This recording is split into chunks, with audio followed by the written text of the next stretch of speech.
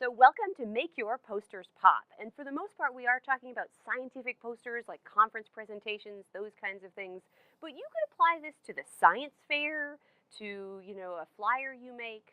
Most of these ideas we're going to talk about apply to anything. And so thank you for coming. Thank you for being interested. I have the personal belief, and I'm a wanderer, I have the personal belief that posters and scientific communication should not be ugly.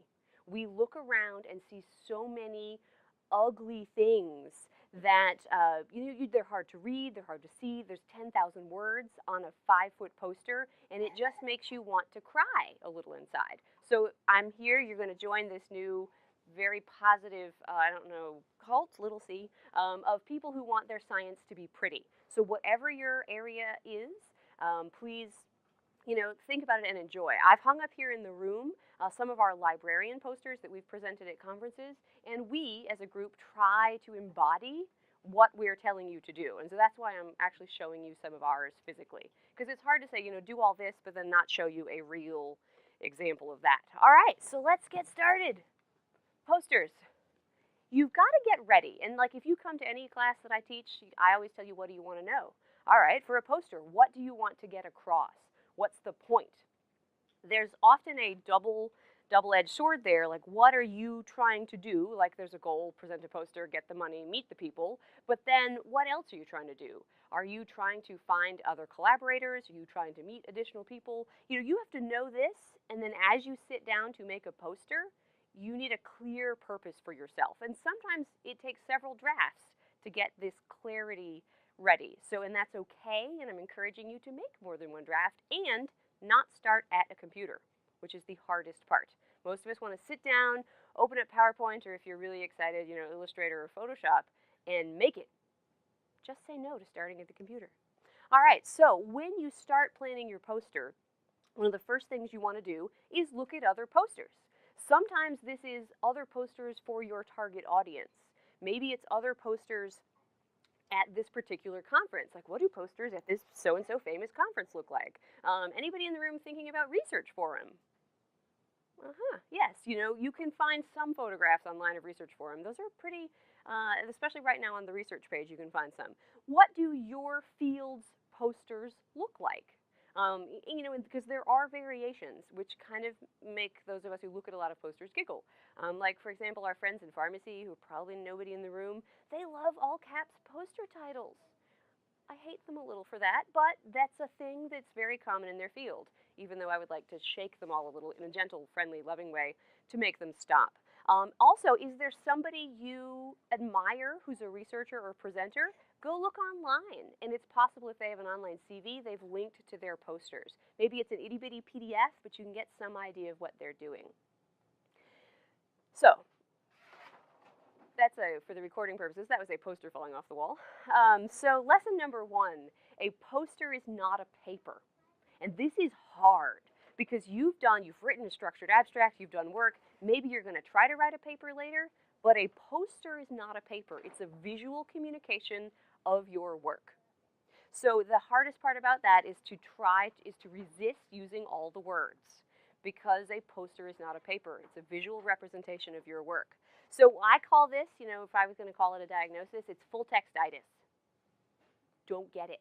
If there was a vaccine, you're getting it now. So you're going to use pictures, actual photos, if you can legitimately and safely use them in protecting privacy, depending on your topic. If you can't use a photograph, there's probably something you could do. You can use metaphorical pictures, and none of these are metaphorical pictures. That's all screenshots. There's charts and graphs. That one, I think, had a silly picture in the bottom. One of ours that we did on research for Facebook. What did we put? Yeah, so we did photographs of the people who work here. So they're, we've all signed a photo release. So you can get pictures, and you can also use art, classical art, to illustrate a point. And there are free sources that online. We have links. You can use thought bubbles to illustrate instead of everything being a bulleted list. I'm kind of famous and laughed at in a friendly way for the fact that I love thought bubbles. When you're trying to illustrate what people say or what people think, all right, well, show us that it's a thought or a statement. Charts and graphs Of course, they're a great way to present numerical data, and don't be afraid of them. We can see you can use a few, you can use a lot of them. I think one of the ones we didn't put up is almost half the poster charts and graphs of various parts of our research. And one of the easiest ways that you can also use your Microsoft tools is to use the Smart Art, and they have all these funny shapes of things. Mind you, the hard part is getting your data to fit with their predetermined Smart Art shape, and it doesn't always work. But if you find one you like, and if the numbers don't work right, you can usually fake it a little bit using the rest of the insert image, insert shape stuff and sort of make your own. Most of us do use PowerPoint to make our posters because we're not graphic design experts and we're not going to ever spend 97 hours learning to use Illustrator. That's okay. Some of the snottier poster things you'll read online say never use PowerPoint. Okay, in reality, we're all using PowerPoint. So just find the way to use those tools effectively. If you're using, your data comes out of Excel, you can use Excel to make those charts and graphs and then import them directly into PowerPoint, and then they'll keep updating as well, assuming the files stay in the same place. So number 2, your lesson number 2 is follow the rules for where you're going. And notice I also say follow the rules mostly. You know, you got to figure out which rules you can ignore and which rules you should follow. So you need to know the size. The size is the one rule you cannot violate because they will say no.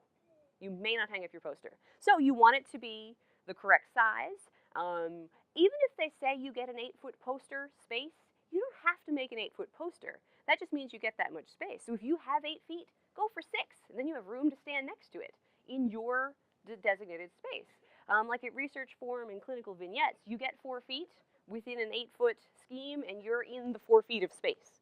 You know, so 4 feet's a nice width for a poster, so I wouldn't worry about that. But also remember that most of these boards where you're hanging this up has some sort of metal frame around the outside, which means you may end up putting a push pin through a word or a picture or a graph, depending on how big the space actually is. And if that bothers you, just design around like an inch border around the outside. If it doesn't bother you, just stick that clear pin through and go about your business.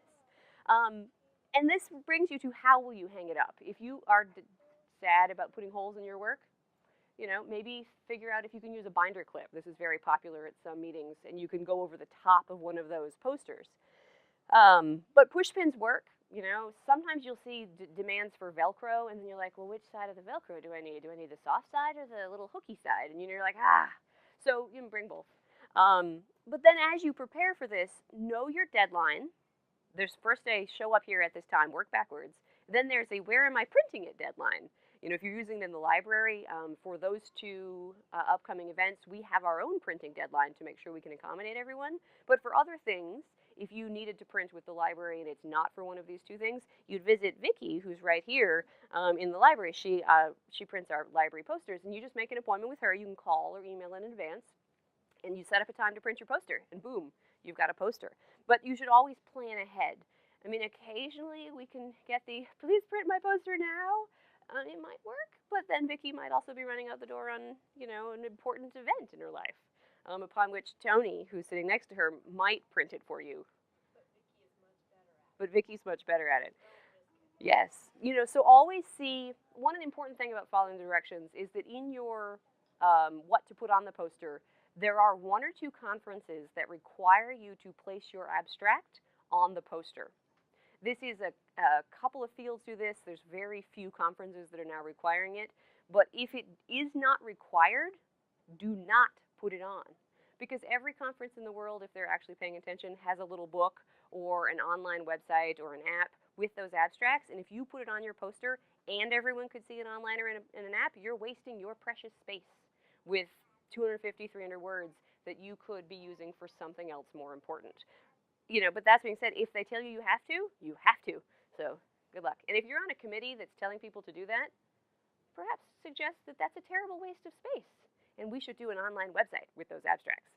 You know, so life is good. So lesson 3, how to organize. And this is one of the hardest parts, and it takes some time.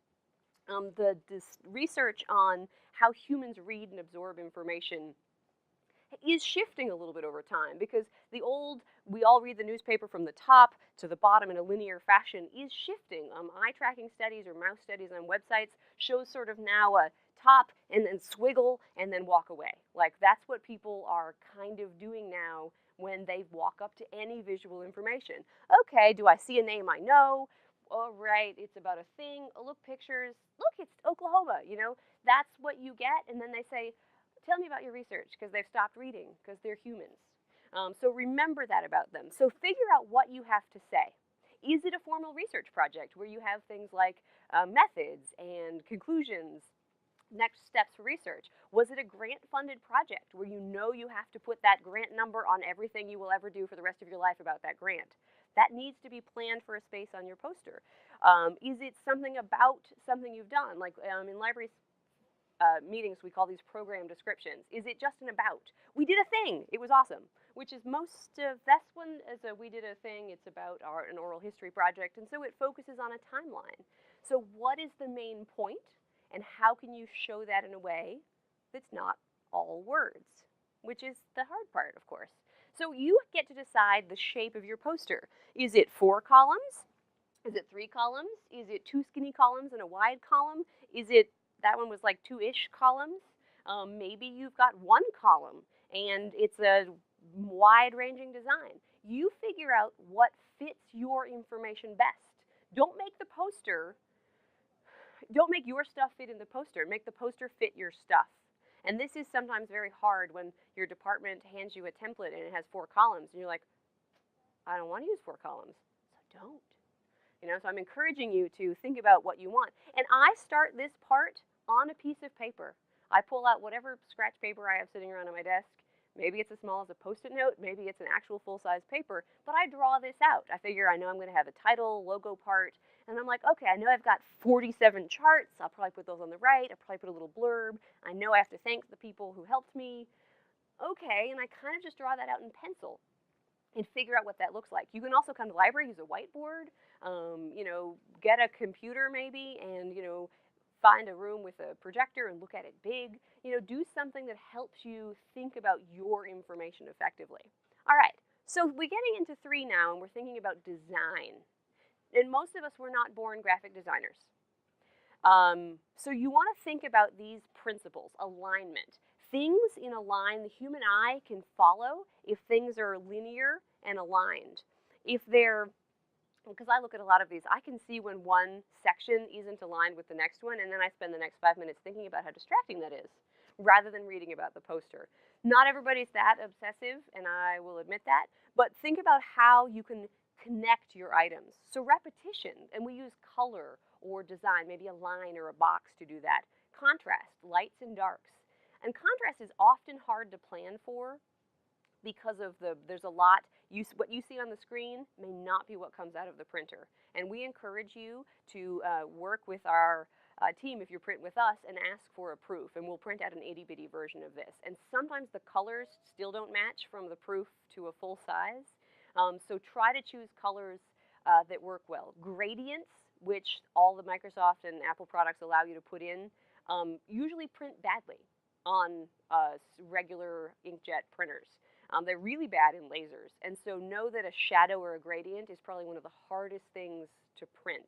You can use shadows around things if that's what you choose, but if you wanted a large, deep shade that changes from dark to light, those often look the worst, and they're very unpredictable on how to get them. Proximity.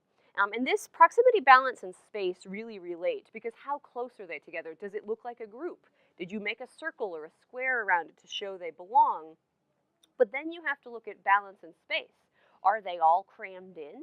Did you leave a negative space, also sometimes called white space, which gives your eye a chance to rest and also something to flow around? The hardest part of doing the poster is that most of us want to put in more. As a librarian, I always want to put in more. But then I have to stop myself and remember that the poster is my visual representation, and I'm there too for most of it. I'm going to tell you, I'm going to fill in the blanks. You want them to look at your poster, get the idea of what it's about, and then want to ask you questions. I mean, the details, the basics should be on the poster, but you're there. You're a resource. You want somebody to email you afterwards and say, I saw your poster hanging. I need to know more. Can we collaborate? I want to give you money and a job. These are the things you want to happen as a result of your poster. So the hardest part for us, and I guess they're all hard, really, I keep saying that, is you have to find pictures that are legal to use and, of course, appropriate. You have to figure out appropriate for your field with, HIPAA, privacy, all of that. But if you're looking for free and legal pictures, these are great sources. So it's you. You can take a picture and use it. You can get your friends to pose. Maybe you're trying to have them sign a photo release. You can download one from the university, or just make them write out, I give permission for this photo, to do a video together, so you have legal proof. Make them pose that you're trying to illustrate something. Flickr, which is a photo sharing site, has something called the Commons. And the Commons is a place where people have uploaded photos for particular, any use, really. And you would just then have to cite that photo. I got it from Flickr in the Commons. Like this is actually from one of these next ones. But the New York Public Library, the British Library, the Metropolitan Museum of Art, and Wikipedia also all have, because Wikimedia Commons is a good source of photos. But you need to look and see what it says, like, is this legal? So this is a Harlequin and the Quack Doctor here. So if you needed to illustrate pseudoscience, there is art for you available. I know a couple years ago I had some students who were trying to illustrate, they were looking for a chart of how much of the body is what percentage of burned. Like, what was that? It was about wound care. And we could not find a legal image of burns. So we found this like 1900 photo of just like Muscle Man from a circus. And they then drew lines on it, but the photo was legal. They needed a human being photo, and none of their friends apparently wanted to pose for this. So they found this circus man, and they just drew their diagram on it, showing what they wanted. So it's possible to get images. This also works well for PowerPoints, as you can see, giant quack doctor, if you're trying to illustrate a point. And sometimes you have to get to metaphor. Like, I want to illustrate something is hard. Well, the tilting at windmills is great, so find a photograph of a windmill, to illustrate how challenges we all have in our lives. But these are great photos. There are other sources. And actually, this Wikipedia site lists them all. And, these slides you'll be able to use afterwards, too. So you can snap a photo or download them, but you'll be able to get these links. So this is an example of what happens in layout. There's a tiny, with these two photographs, I took both of them. It's like, look, it's trees, look, it's grass. But they're a different size and not aligned together. And if you're not careful, I could crop it, which is the best way, but if I try to realign it, depending on what it is, I might distort the angles of the photo. So just be very careful when you're doing that. In PowerPoint, there is an option for View Grid Lines and View Ruler, and the default for this is off. For a while, some of the old Mac PowerPoints didn't have this. I think the new edition it does. But by doing this, it will pop up for you a grid background, like a graph paper, that you can easily see if things are aligned. Which I use this all the time in PowerPoint, and it really does help a lot. Like, it bothered me to paste those in at the wrong shapes and sizes. But it's a great example of how it's immediately obvious to somebody when something isn't the correct size or shape. So the details do matter, and these are part of our principles of design. But font should be used consistently.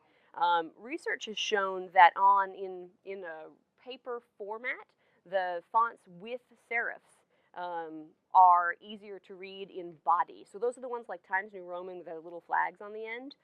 But then this one is probably Calibri. I don't know what I did. Are great for like bold, big letters. And so if you think about, like, if you want, you can use, my personal suggestion would be never more than 3 fonts. Like a title font, a header font, and a body font.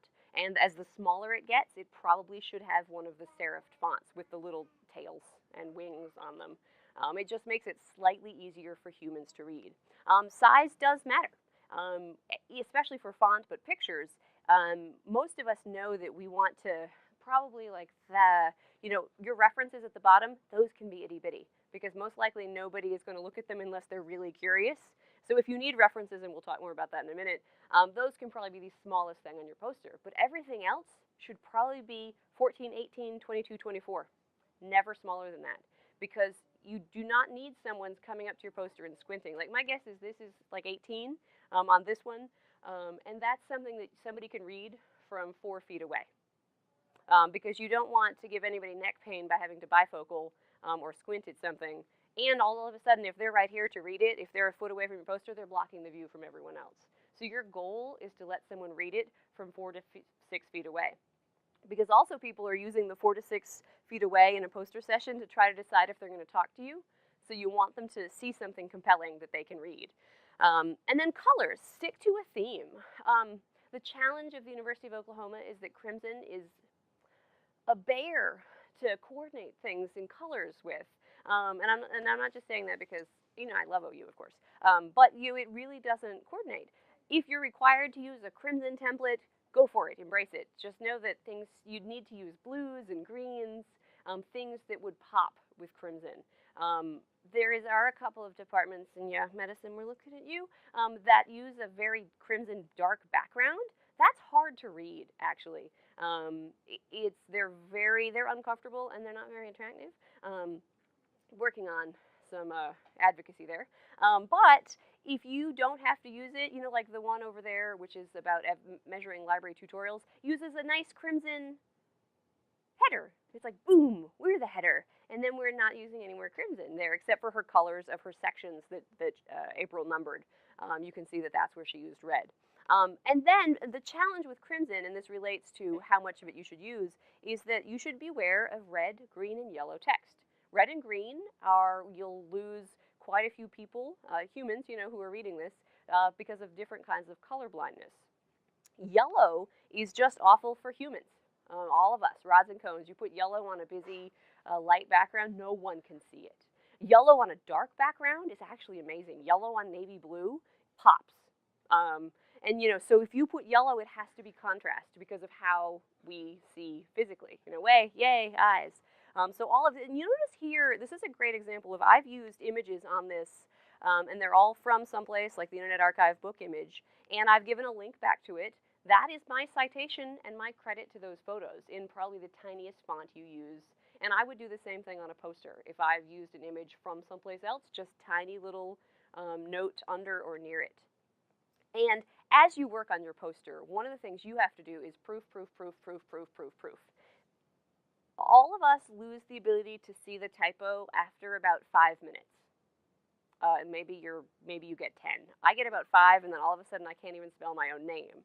So when you want to print a giant poster, there's an option in the print menu to print to scale to fit paper. And that means it will come out at whatever size your printer has available. And this is handy because you can hand it to your friend. Everyone has one of these friends who can find a typo anywhere, billboard, side of bus, the television. This is in the library, we use Tony.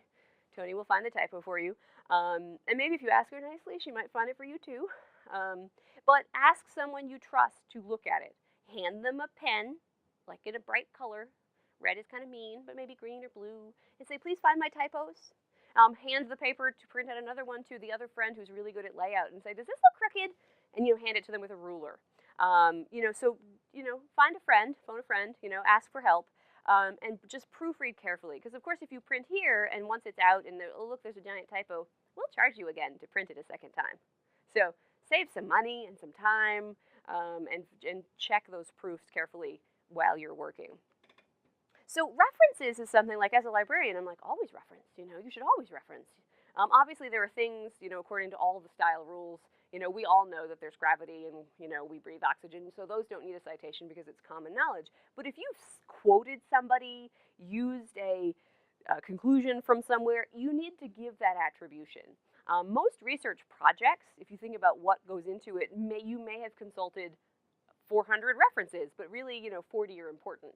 All 40 aren't needed on the poster, because most likely for your poster, for your visual representation of your research and project, maybe 3, 2 are the only ones you've actually cited that you need to give attribution to. And so there are suggestions. You can always use, like in some of the social sciences, you'll use a parenthetical when you do it and then a thing at the bottom. Well, consider using a totally different style. Give enough information, and this is a modified condensed style where you use an author, a year, an abbreviated title, and a volume and an issue. And well, anybody with PubMed or Google can find that, because that's the point of a reference. Most conferences don't say, use the AMA style. They're just saying, please don't cheat, because that shows that you're not a reader. But if you do something that shows you can use it, and then there you are, having your references. Obviously, unless you're told in the instructions, this goes into the follow the rules for real. And most submission processes for like big conferences will make you attest that you didn't plagiarize anyway. So just do your part and show somehow that you didn't. I find that the little numbered style in a tiny section at the bottom works well for me when I need to cite on a poster. But I'm considering the next time I might have a bunch, I may use this abbreviated style. All right, so let's look at some posters. And some of these are photographs. Most of them I took in this section, and so most of them I took to make fun of. So I'm trying to hide some of those details from you. This is what I would call a very sciencey poster. This was 8-point font. Don't do that. Notice though it also has a little ribbon at the top. Their science was awarded, not their unattractive poster. But they did have a reference section. They did a nice job of, they had a motivation section, which was interesting, and they had an itty bitty conclusion, which I thought was kind of funny. I'm like, well, really? That's it? After all these pretty pictures? This is one where they've taken the I don't have to use columns very seriously. It's technically a 4-column design, but then we've got these 2 shoe-shaped ones, which, okay. Given some thought, I think they could have come up with a more easy-to-read format. But they did have the future directions, which is nice, the acknowledgments, and really you just put these things wherever you can fit them. But they look at how much space they wasted with the abstract, where if they could have spread that out, they might have gotten this and then maybe been able to use fewer lines on the poster overall. So this one is a little bit bigger font. This one to me wasn't terrible because clearly they're like, oh look, I've got a group of people. But I like that the results are in a very clear, easy to read. Most people don't want to read results in a paragraph, where they're going to wait for the paper to come out later. So consider how you can, and also you'll notice here, lighting in poster sessions is always terrible. We struggle with this a lot. This one actually was a nursing quality improvement poster. And they were actually using a metaphor of, spreading change with the dandelion, except it turned out making everything a little hard to read. These are specific things that you see in quality improvement projects, and it was also a square, which was an interesting size, but that was required for that meeting. This one was a great example of, it was on its way to being pretty and not too big, nice methods, but then it was like, look at all of my tools, and then everything was on there, plus 5 handouts, or 3 handouts and a little folder thing at the bottom of all the things. They got really excited and wanted to put everything on the poster. They probably could have taken out half of those, spread things out a little bit. And so this is the best part. Walk through the hallways and look at posters and think, if I did this poster, how would I do it differently? And that's how you'll get your style learned. This is another quality improvement poster where you can see the charts that are common in that. And it's a decent size. They might have been able to improve the layout, but at least it was a readable sized font. This is an example of a poster that's not about research. They're just, they do have methods, but it's what was happening and how do you do course design. And so they've talked about the parts. They did have a banner at the top, but it was basically 3 columns horizontally, which is kind of different. But it actually kind of flows, and it did flow in person. They also had contact information. They had a for more QR code. This was a library conference. Librarians love these QR codes. Most of us constantly install and delete the QR reader from our phones because why do they make me do that? Just give me a bit.ly or a short font and stop torturing me. So that, we'll see. If it works for you and everyone has a QR reader or you were told to, go for it.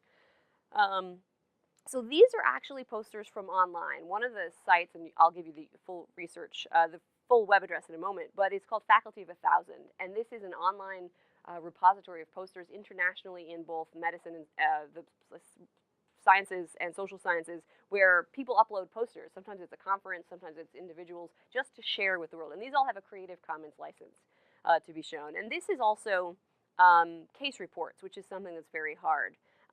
This is kind of, I would say, what you don't want from a case report poster of, here's my paper, all words, because it's kind of hard to read. They're using blue, dark blue to illustrate what's important. Okay, if that's all that's important, take out all the other words. And they could have made some sort of other outline to show it. This would also be, let's put my paper in a poster example. But they have references. They did a nice conclusion. And so I look at this and I don't want to talk to them. I'm like, really? What is that? And you'll see our librarians as judges at the research forum, and we won't want to talk to you if yours looks like this. So what you want to do is figure out what's important. Could the introduction or even the report itself been turned into an outline with bulleted lists with the essential points? Yes, it can. This actually is an interesting way to get around the whole poster design thing. This is somebody just printed all their slides from the presentation and slapped it on a poster. Probably not what anyone's going for here if you want an award-winning poster. But if you think about the fact that it's at least well organized, I can give them some credit. They had a lovely map. They did use their abstract, but it kind of works in a limited sort of way. Because I try not to stand up here and just mean to everyone, right? But it's the more you look at, the more you know what you want. This one is actually one of my favorites. They have used much larger font. They've used nice contrast. You get a little background. You get clinical findings, management imaging, further management outcomes, discussion, and then some itty-bitty references, which is kind of cool. And a giant image, which clearly has edited out the important, privacy patient things. This is another one, while I would never have chosen these colors together because, whoa. Also excessive use of weird-shaped bullets. Otherwise, it's actually kind of clear. You can see what they meant. The font is large. They got a little excited with logos and things at the top. References are down there at the bottom. But it's not 10,000 words altogether. And many of us could follow this because we're seeing the status, the comparison results, and we get some idea that, use that lidocaine patch. And, we would obviously read the whole thing and figure out for whom and when and why. And here's another one that's actually pretty nice. The font's a little small on this one, and the spacing layout between things gets a little weird. But they've put things into tables, so they're much easier to read. And you'll notice what's fun about this section is there are all sorts of different shapes and sizes. And so just know that you can make your PowerPoint slide into any shape you want. So especially for those of you who might do a case report, the text is the hardest thing to avoid because you only have text. In your mind, you have a patient and a thing that was really cool. So how do you illustrate that? Probably tables, bulleted lists. You could use a thought bubble or two if you had actual commentary, maybe from another healthcare professional or something you saw in the literature so that you could make that pop. And of course, make sure it makes sense and it's not 10,000 words that make people run away from you. So when you think about all of this, okay, great. You've spent all this time and you've made a wonderful presentation. Then you have to stand up in front of people and share it. And some people find this to be wonderful. They're like, yay, I love talking to strangers about my work. Other people find this a painful and uncomfortable exercise. I'm sorry, is that you? Sadness? Oh, or just, okay, good. I was like, oh, sadness, I'm sorry. But I think of this as sort of your, the mindfulness exercise about poster presentations. The more you can think about what's going to happen, the better you can be prepared. So if you are nervous, and now this is where I'm like, raise your hand if you're nervous about presenting in front of others. Okay, for the purpose of the audio recording, more than one hand went up. We'll never tell you who.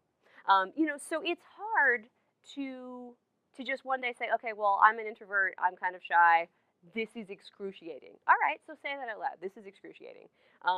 You probably don't believe it, but I actually do get nervous when I speak in front of people. And it's important to be able to admit that and to say that out loud. A poster presentation, what bothers me about this, and this is me personally, is that I'm going to stand with my work, I'm really proud of my work, and people are going to nitpick. And that's just mean. But, that's the way science works. Even librarians are mean at conferences. But for the most part, people are excited for you. And so when you see those people, look at their smiles and their happy eyes. And the frowners, just say, yeah, that's interesting, and ask the smiler a question. Like, tell me what you do. Because the frowners, don't be that person in a meeting either. So expect it to be crowded.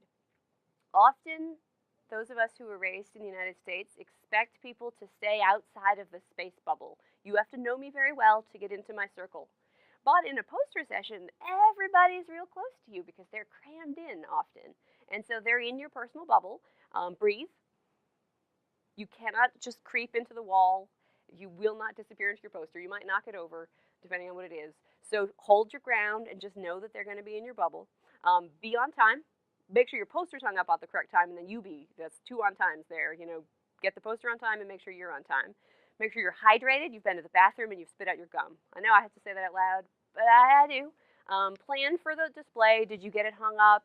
Do you need business cards? Is this a meeting where you want people to know you? If you're a student and you're still at that point in your career, well, you can make personal business cards pretty cheap online, and they'll send you a box. Because if this is your first conference and you want the good job or the research money or the consultants, and they're like, I want to talk to you later, you're like, here, have my card.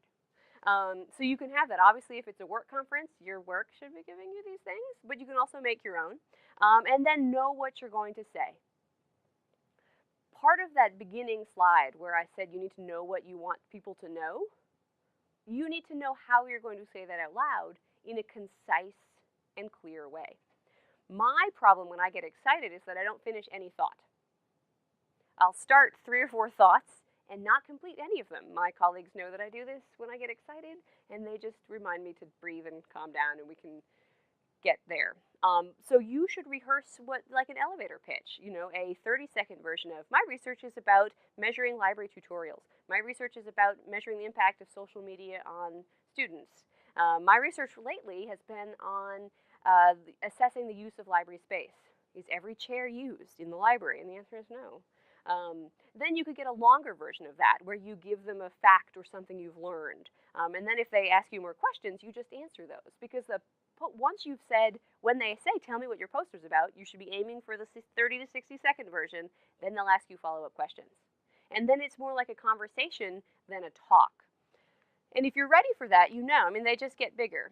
One of the best tips, and this works for any public speaking, is that if you know where your eyes are looking and what they're doing, as generally, in the United States anyway, we look at people when we're talking.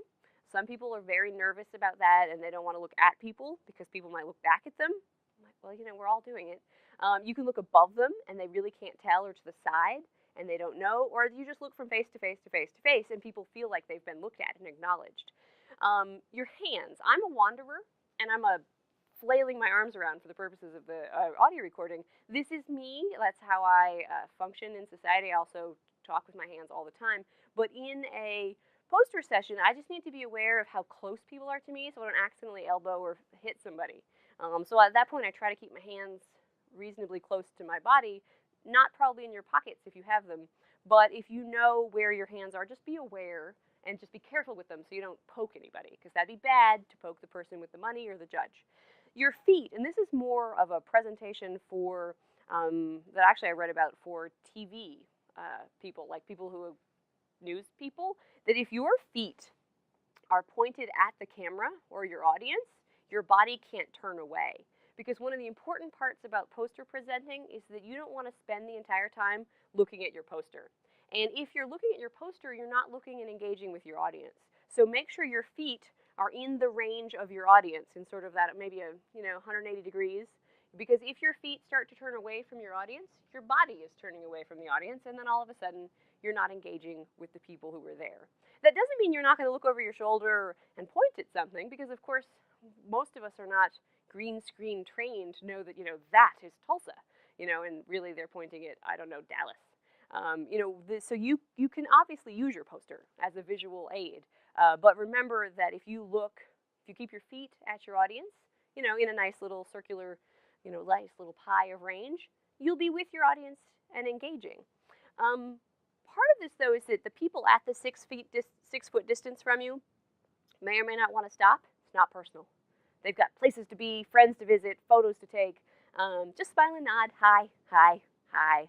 And if that's hard for you, I suggest go to the grocery store later, get a cart, and say hello to some strangers. That's the best way to practice that. It's totally okay in the grocery store in the United States of America to say hello to strangers. This part of the country, don't do it in New York City. So what happens? We talked about that, figuring out the length of your spiel initially. Like when I'm judging at Research Forum, usually I walk up to my poster and I'm like, hey, make sure we're getting the right person. And I'm like, tell me about your research. And all I have is your abstract. I don't know you or anything else. So I want you to tell me. Some of us, of course, are not like that particularly. I'm not a healthcare professional. It doesn't mean you have to dumb it down like I'm a toddler, but you need to make sure that I'm catching on. My favorite, so be sure to go visit, if everyone should go to the Research Forum, go talk to the TU students who are talking about geology. Those are a hootenanny, because they're great. I don't know anything about geology. I mean, I think I had a rock kit as a kid, but yeah, okay. But I don't know anything about Oklahoma rocks. Mm. And I love talking to them, and then they'll say things, and you have no idea what it is. I'm like, tell me more about that. So just know that that is all part of it. That not everybody who walks up will know anything about what you're talking about. You may get an expert who knows everything, but make sure you're looking at them for signs of confusion, interest, disinterest, and adjust accordingly. Say who you are. Like if that hasn't happened in the business transaction of like judging, introduce yourself, especially if you have multiple authors. Like, well, hi, I'm Katie.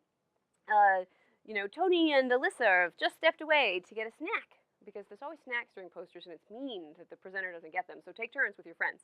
And then introduce yourself. Ask who they are. Like, tell me, what do you do? Obviously, in our OU Tulsa things, it's pretty confined. You can guess, who it is.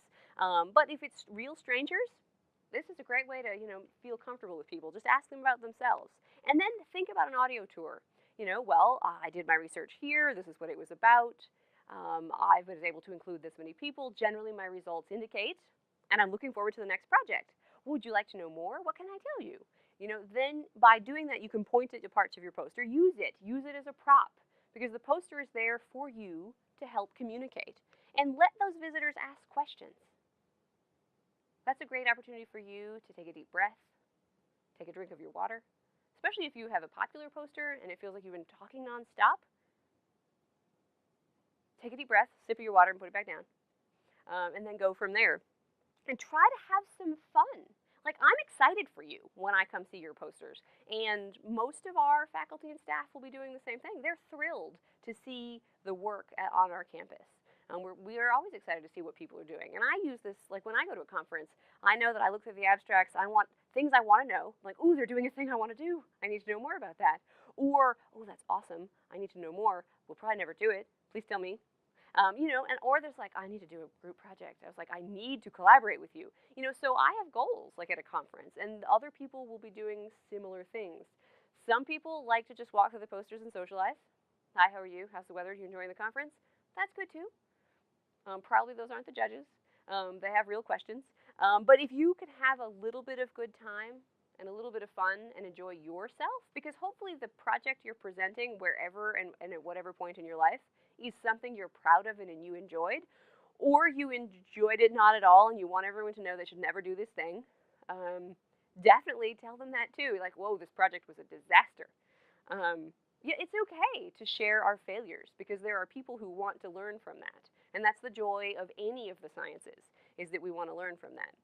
So my favorite poster resources in the world is this Better Posters site. It's betterposters.blogspot.com. This is a site, it's a professor somewhere down in Texas who actually does I'm calling it Pimp My Poster. You can send in your poster for public critique. And then they post before, after, and then commentary. So they encourage. This is a process where they encourage you to make some changes and see if they can make it better. The post that they just put up was about handwritten drawings, like how compelling a hand-done drawing is for a lot of people. Colin Purrington has Designing Conference Posters. There are templates, a lot of words, and a lot of judgment on that site too. But it's very detailed, very good, especially for portrait style. If you need to do a tall, narrow poster. ePosters and Faculty of 1,000 are two repositories where you can look at posters in dozens and dozens of fields, which is pretty awesome that those are available online.